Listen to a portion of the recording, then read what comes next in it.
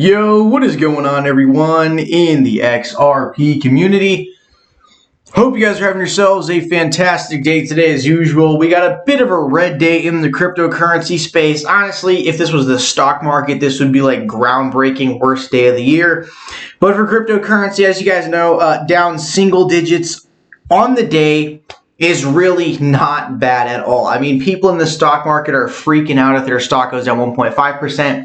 If we're down like 9% in a day, we don't even feel it because cryptocurrency investors are just simply different, man. The way we look at things, I mean, even we get like a minus 20% across the board, like, yeah, it hurts, but at the end of the day, we're still chilling, holding our bags and doing that dollar cost averaging. So XRP had the big red elevator from 85 cents all the way down to 78, immediately rebounds about 70% of the pump and has been consolidating ever since, looking to get back to those previous highs.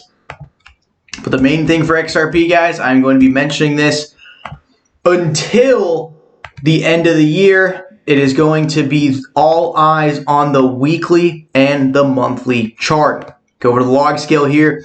Weekly chart secured the double bottom with a little back test there and there. We already got the bullish confirmation breaking previous highs. A little bit of selling going on, but very weak. We are looking to complete the W on the weekly chart, and we are looking to break the falling wedge on the monthly chart, guys. Yes, you are going to be hearing me say this every single video. The monthly wedge, the monthly falling wedge off of the cup and handle will lead to the legendary double-digit breakout of the $21.86 level, as we're going to see in a little article later today. All right, so we actually got some news today, not just talking about price action. This actually kind of is a little more personal for me because I've been, studying the Korean language. Just got done with 3 months in Korea, planning to go back there for another 3 months again soon. But check this out from Ripple. This came out about 5 hours ago. Yeah, about 5 hours ago, 6 hours ago. We believe clear, well-defined policy regulation is key to the expansion of digital assets around the globe. That's why we partnered with Oxford Metrica and GBC Korea to publish a policy framework for crypto in Korea. Why is this important? Cryptocurrency is major in Korea. There was a survey done by this big YouTube, I want to say like not a business exactly, but a very big YouTube channel known as Asian Boss. They cover pretty much all news and opinions of citizens all over Asia.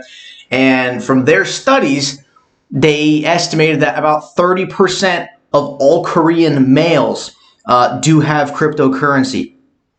Cryptocurrency is very, very, very big in Korea.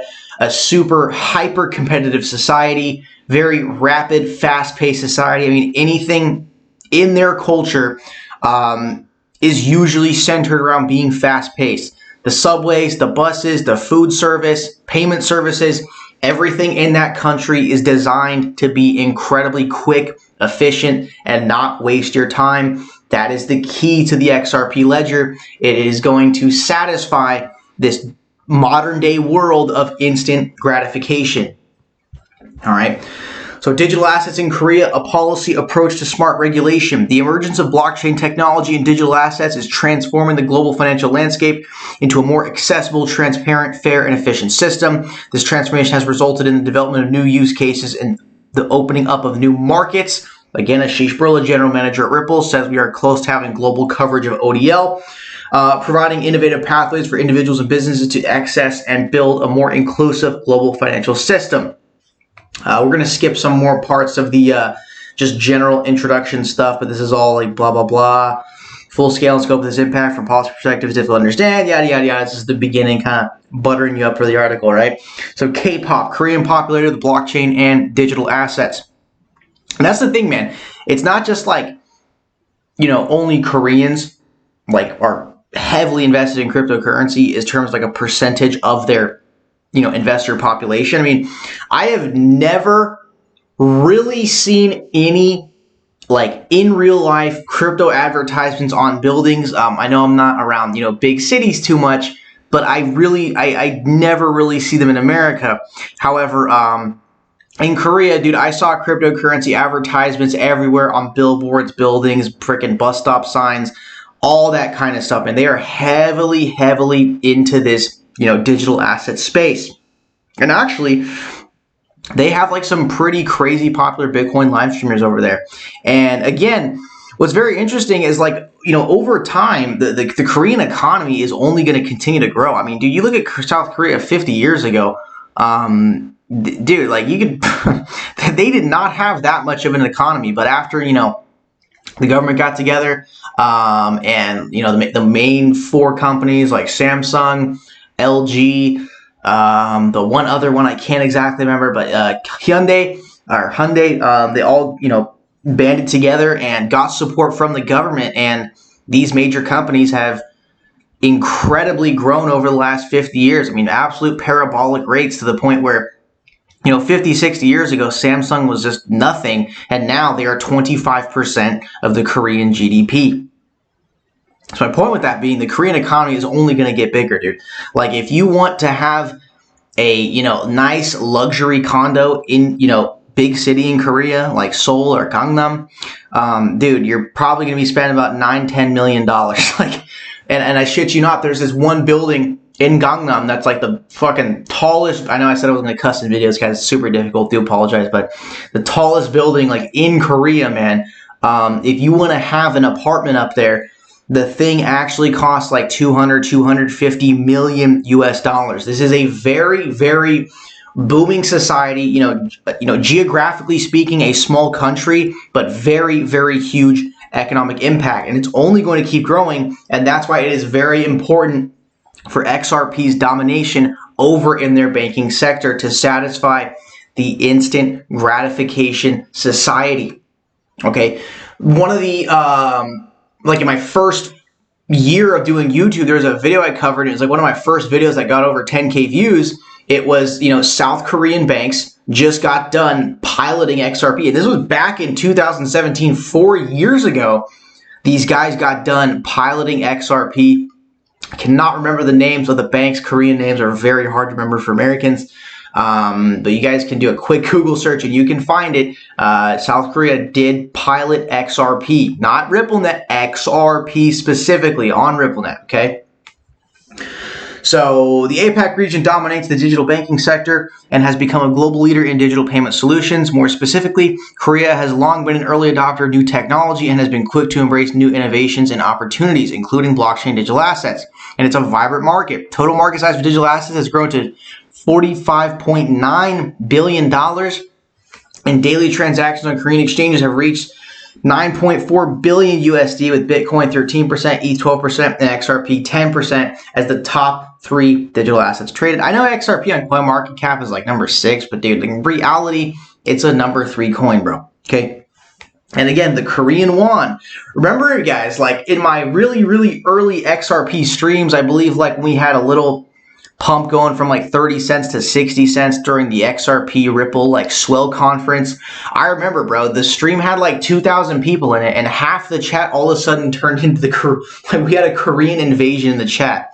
It was absolutely hilarious. But right now, this is just kind of freestyling right now because I've been watching this for so long. If you go to XRP and you go to the market right here, what is the fucking number 2 most liquid fiat currency pair, bro? The number 1 fiat currency pair on XRP is Korea, bro. This is a major, major, liquidity pair, and it is important for Ripple to be developing these, what would you call that here? Policy regulation proposals, essentially, right? So this growing popularity puts crypto in Korea under the spotlight, with policymakers wanting more regulation for consumer protection and as a tool to better manage the anti-money laundering risks, specifically around exchanges. Initial steps have been taken in March 2020. South Korean Parliament passed an amendment to the Act on reporting and use of specific financial transaction information, which came into effect a year later, extending licensing requirements to virtual asset service. So basically, Ripple is teaming up with the Oxford Metrica and GBC Korea in Seoul to publish policy framework for crypto. Why is this timing kind of specific? Let me tell you why. Korea, just a few weeks ago, they got done with their latest presidential elections.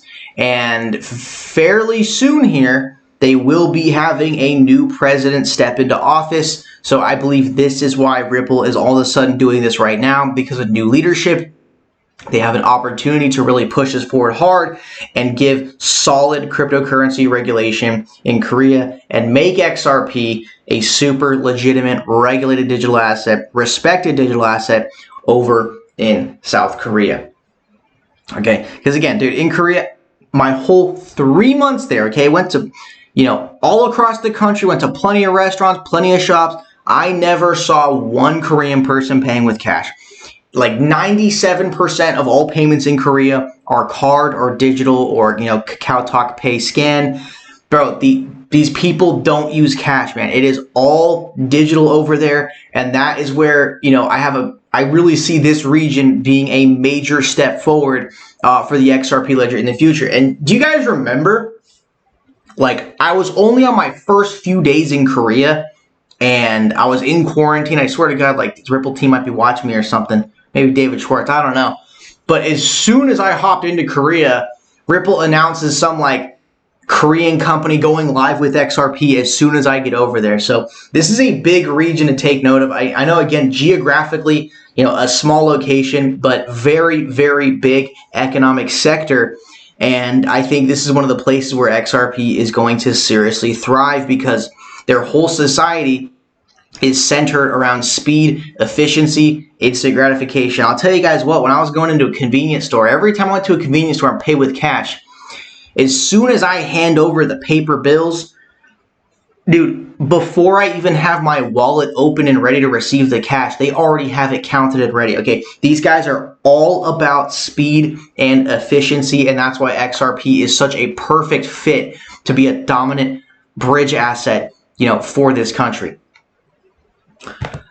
Next quick little thing, guys. We got something from fxstreet.com. Why XRP price at $20 seems more plausible than $5.89. This is kind of something I've already been talking about, but these guys are saying that they are seeing a target of $21.38, which would be a 1,329% distance from the current price.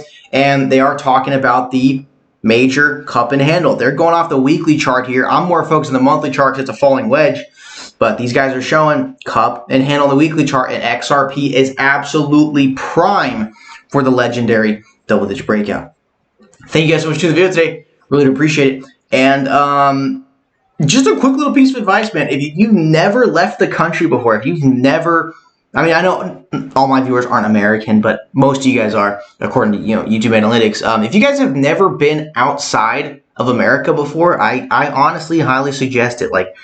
It's great looking at the computer screen every day, keeping updated with XRP news, XRP price action, XRP conspiracy theories, maybe some XRP community drama. I know we're having a little bit of beef on Twitter over the Chris Larson stuff. A couple XRP influencers are kind of battling it out in the Twitter reply section. But seriously, guys, if you guys have never been out of the country before, I would highly suggest the first place you go is, dude, go to Korea, man.